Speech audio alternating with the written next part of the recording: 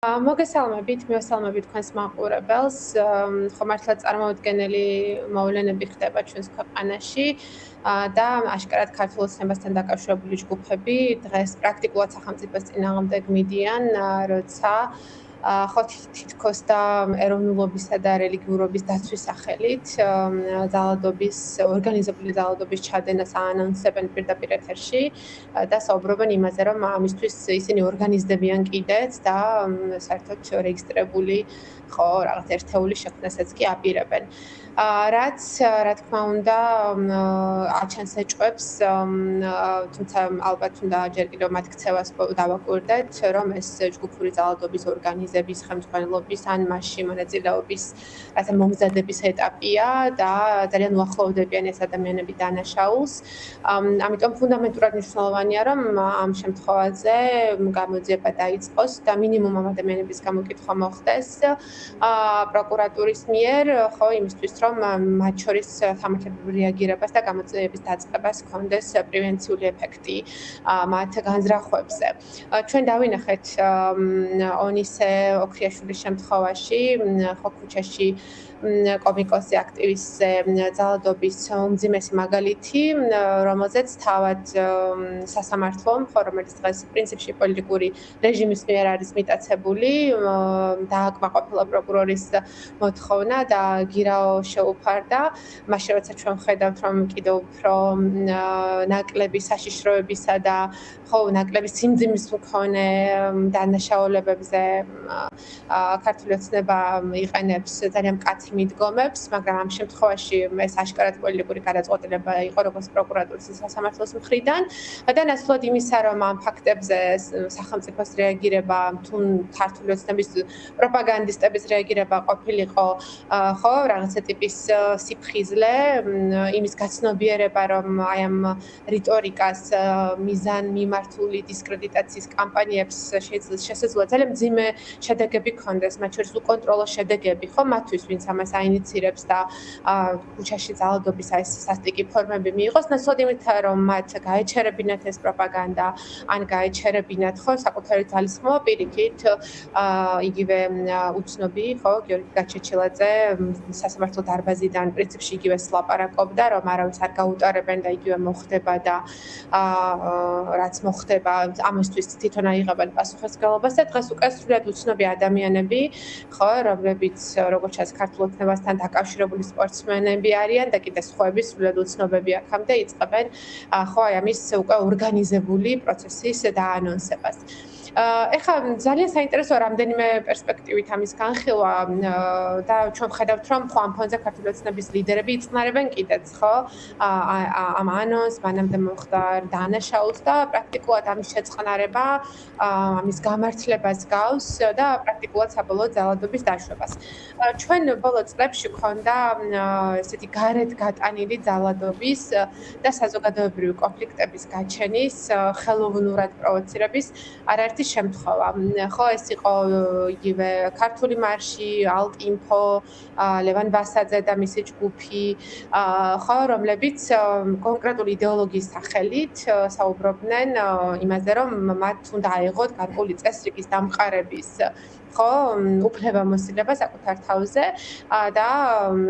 ებრძოლათ მათი გადმოსახედიდან ეს კონკრეტული ჯგუფების წინააღმდეგ. და ჩვენ დავინახეთ ეს ჯგუფები როგორ იყო ქართული ოცნების მიერ ინსტრუმენტალიზებული, არც ერთი ეს პირი, ვინც თუნდაც ივლისის პაგრომები მოაწყო, დასჯილი არ არის, დღეს ისინი არიან პოლიტიკაში, არიან აქვთ პარტიები, აქვთ ბიზნესები და ჩვენ ვხედავთ, რომ სრულად მოხდა ხო მათი ძალადობის შეწყნარება. თუმცა მაშინ ივლისის მოვლენები ძალიან ახლოს მივიდა, ხო, ისეთ უკონტროლო რეალობამდე, რომელსაც ძალიან მძიმე შედეგები შეიძლებოდა მოყოლოდა და არ შეიძლება ლექსო ლაშქარავას საქმე არ გავიხსენა, ხო, რომელიც ალბათ ძალიან მძიმე უნდა ყოფილიყო თავად ქართული ოცნებისთვისაც. იმიტომ რომ ძალიან მძიმე ზღვარს მიუახლოვდა მოვლენები, როცა უკვე კონტროლიდან გადის შენგანაც და ისეთ შედეგები შეიძლება მიიღო, რომელზეც ჩვენ კონტროლი არ გექნება. მაგრამ ჩვენ ვნახეთ ტიტუშკები, რომლებიც უკვე არა როგორც პოლიტიკური მოძრაობები იყო პროვოცირებული ხელოვნურად ზემოდან, ხო, არამედ როგორც ესეთი ბრმა სისასტიკის ინსტრუმენტები, რომლებიც ქუჩებში გამოჩნდნენ, თავს ესხმოდნენ პოლიტიკოსებს, აქტივისტებს, ჟურნალისტებს, გვივარდებოდნენ სახლებთან, აკეთებდნენ წარწერებს, მე ამას დიმიტრი სამხარაძე ხო საკუთარი სოციალური ქსელებით ეხმიანებოდა, იწონებდა და უარეს გიზავთო გვემუქრებოდა და მაშინ ეს იყო აი ამ ისევ სპორტსმენების სავარაუდოდ რაღაც მანქანა, რომელიც აამუშავეს, არ შეიძლება ეს კადრები არ გავიხსენოთ, რა სისასტიკით მკლავდებოდნენ, ეს კერძო აუთსორსირებული ხო ძალადობის ჩამდენები კონკრეტულ ადამიანებს პოლიციასთან ერთად, რომლის სისასტიკემ უკიდურეს ხო მასშტაბს მიაღწია იმ პერიოდში. და ახლა როგორც ჩანს, მათ ისევ დასჭირდათ ასეთი ჯგუფების ქონა, რომლებიც საზოგადოების შიგნით ხო იმ პოლარიზაციის, კონფლიქტის სცენარს შექმნიან. და ალბათ თავი კითხვა არის თუ რას სჭირდება ხო ეს ქართულ ოცნებას, იმიტომ რომ შექმნა რაღაცა ტიპის პრაქტიკა მხარი დაუჭირო, მოიწონო, გაამართლო რაღაცა ტიპის პრაქტიკა, რომელიც საერთოდ სახელმწიფოს იდეას ეწინააღმდეგება, ხო? ანუ შექმნა ვიღაც, ვინც ძალადობის ჩადენას რო აპირებს, ამას აანონსებს და ამბობს, რომ არაფრის არ ეშინია და საკუთარ მიზანს მიაღწევს და შენ ამას იწონებ, უგებ, ხო? არაფერს არ აკეთებ სამართლებრივი რეაგირების ნაწილში, უკვე ნიშნავს, რომ სახელმწიფოს წინააღმდეგ მიდიხარ, იმიტომ რომ სახელმწიფოზე ფუნდამენტური ვალდებულება აქვს საფრთხეების და წესრიგის დაცვა, და როცა ამის წინააღმდეგ ნაბიჯები არის მიღებული თავად სახელმწიფოს მხრიდან, ხო რაღაც ეს ანომიისა და ქაოსის მდგომარეობა ყავს, ის წესრიგი, რომელიც მან უნდა დაიცვას, ამის საკუთარ თავს ეწინააღმდეგება. ხო, მეორე საკითხი რომ ეხა ეს უცნობი სპორტსმენი, ხო, რომელსაც ახლა რა განათლება აქვს საერთოდ, ნოდარ დუმბაძე აქვს თუ არა წაკითხული ან ნებისმიერი სხვა მნიშვნელოვანი ტექსტი ჩვენი კულტურისთვის თუ ხო ლიტერატურისთვის, ნუ არ ვიცი, ხო, მაგრამ ეს ადამიანი ამბობს, რომ უნდა დაიცვას რელიგია, უნდა დაიცვას ეროვნული ინტერესები და ამისთვის გაუმკლავდეს კონკრეტულ ადამიანებს, ვის მოსაზრებასაც ის არ ეთანხმება. და ეს უკვე არის სოციალური კონფლიქტის, ხო, რაღაცა გაჩაღების აშკარა ნიშანი, რაც უპირისპირდება იმ ყველაზე მნიშვნელოვან შეთანხმებას, რომელიც ჩვენ როგორც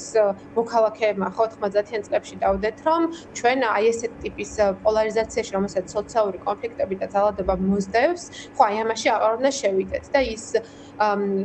ძიმე გამოცდილება სამოქალაქო ომისა და დაპირისპირებების რაც ხონდა და დავასრულოთ და ეს არის ჩვენი სახელმწიფოზე შეთანხმების ძალიან მნიშვნელოვანი ღერძი. და ეხლა როცა ხო ქართული ოცნება ჩვენი სახელმწიფოებრიობის აი ამ ორ მნიშვნელოვანეს ღერძს ხო არყევს თვითონ უპირისპირდება და სოციალური კონფლიქტების აი ამ კონტექსტს ქმნის, ჩემთვის მართლა გაუგებარია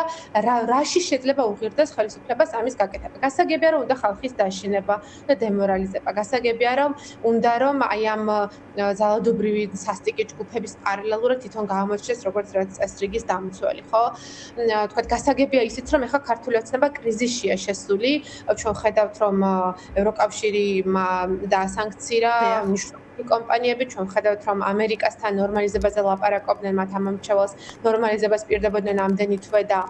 ნორმალიზება კი არა ისევ რაღაც ძამძიმე ტექსტები მოდის ამერიკიდან მათი რეჟიმის შეფასებასთან დაკავშირებით. გასაგებია რომ გეოპოლიტიკურ კრიზისში არიან შესულები, ქვეყანაში სულ უფრო მეტად უჭირთ ხო რაღაცა პოზიტიური დღის წესრიგის შექმნა, ვერ პასუხობენ ფასების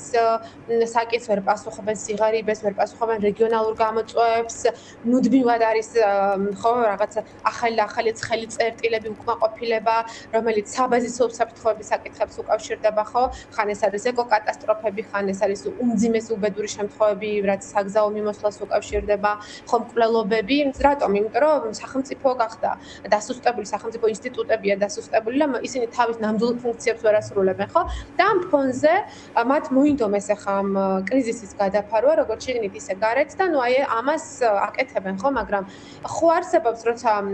ყველა საშუალება არ შეიძლება რაღაც მიზნებისთვის გამოიყენო და თან ისეთი საშუალებები, რომელიც სახელმწიფოს ფუნდამენტურ საფუძვლებთან არის დაკავშირებული. ხო შეიძლება რაღაც მიზნის მიღწევა გინდოდეს და ამისთვის საკუთარი ფუნქციებთან მოდიოდე ასეთ შეუსაბამობაში. ხო, რაღაც ძალიან მძიმე რომ მოხდეს. ხო მე სად მიდიან, როგორ შეიძლება შენ წაახალისო და თვალი დახუჭო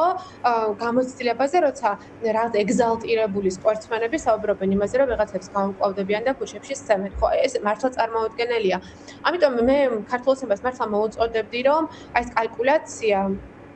სათანადოდ მოხდეს და დამნიშნავანია, რომ თავად ქართული ოცნების მხარდამჭერებმა გაიაზრონ, რა ტიპის რისკების წინაშე მიყავს ხო რეჟიმს ჩვენი სახელმწიფოებრიობა და თავად ჩვენი საზოგადოება. იმიტომ რომ მათი მთავარი პროპაგანდა არის პროპაგანდა მშვიდობაზე, ხო, და ეს არის მთავარი დაპირება და ჩვენ ხედავთ, რომ მშვიდობა არ გვაქვს არც ერთ დონეზე, ხო? ჩვენ ხედავთ, რომ ჩვენი უსაფრთხოება და მშვიდობა არ არის დაცული ეკოკატასტროფებისგან, ჩვენ ხედავთ, რომ ჩვენი უსაფრთხოება არ არის დაცული ყოველდღიურობაში, როცა ეს ჩვენს გადაადგილებას უკავშირდება თუ ნებისმიერ მობილობას, ხო, ჩვენ ხედავთ უსამართლობას კონკრეტული პირების წინააღმდეგ, ვინც განსხვავებულ აზრს გამოხატავენ რეჟიმის წინააღმდეგ და ისინი სასტიკად ისჯებიან პოლიციის ან სხვა ადამიანების მხრიდან, ჩვენ ხედავთ, რომ პოლიციის სისტემაში ნორმალიზებულია ძალადობა და უსაფრთხოება არ არის დაცული, ამიტომ ხო მოდი ვთქვათ პირდაპირ თუ რა არის ეს, ხო, რა არის ეს მშვიდობა და რა არის ეს უსაფრთხოება, როცა თავად ესე იგი ის ძალა, რომელიც არის მმართველობაში, და ახალისებს და იწონებს მოხალხო ტიპის კონფლიქტების და დაპირისპირების მაპროვოცირებელ ძალებს, ხო, მართლა იქით უკვე აღარ არსებობს ჩიხი, რომელშიც შეიძლება კონკრეტული პოლიტიკური რეჟიმი